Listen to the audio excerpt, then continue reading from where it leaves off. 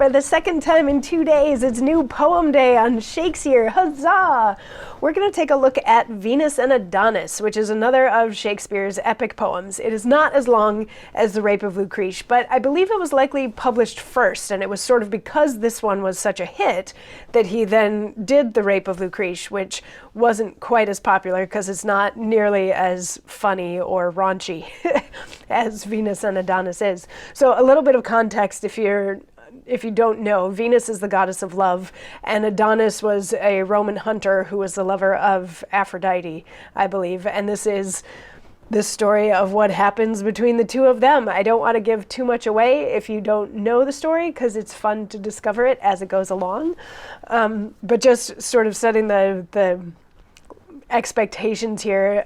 We did 4 stanzas at a time of Rape of Lucrece, and that seemed to work. So let's do 4 stanzas at a time of Venus and Adonis.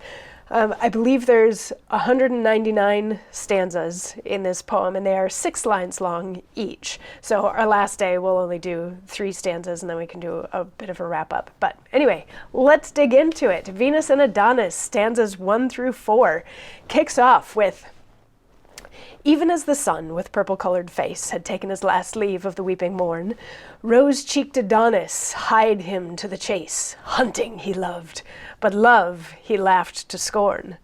Sick-thoughted Venus makes a main unto him, and like a bold-faced suitor, gins to woo him.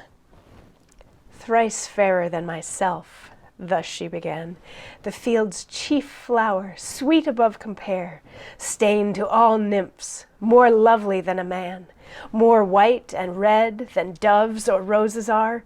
Nature that made thee with herself at strife saith that the world hath ending with thy life.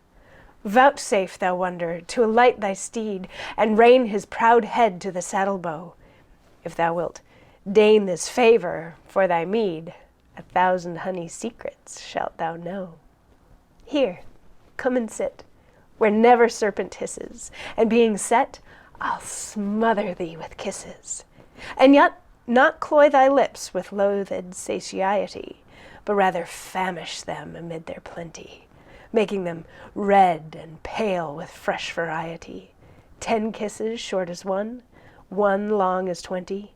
A summer's day will seem an hour but short, being wasted in such time-beguiling sport. So, we're setting the scene. The sun is in the sky. It's a beautiful day. Adonis is gorgeous. He's a hunter. And Venus, who's maybe a little randy right now, goes over to him and starts to woo him. And she tells him that he's gorgeous, and then says if he will come and sit with her, she will smother him with kisses. That may not be the length and breadth of what she intends to do with him, just smothering him with kisses, but that's what she talks about. But she says that it's not all going to be the same kiss. There's going to be a variety of kisses, so it's going to be interesting. It's going to be fun, and he won't realize how quickly the time is passing in this very fun sport as they spend some time making out. So that's what Venus wants. She is trying to woo Adonis, and that sets the scene for Venus and Adonis. And we will continue on that path and see how Adonis reacts in tomorrow's stanzas. I'll see you then. Mwah.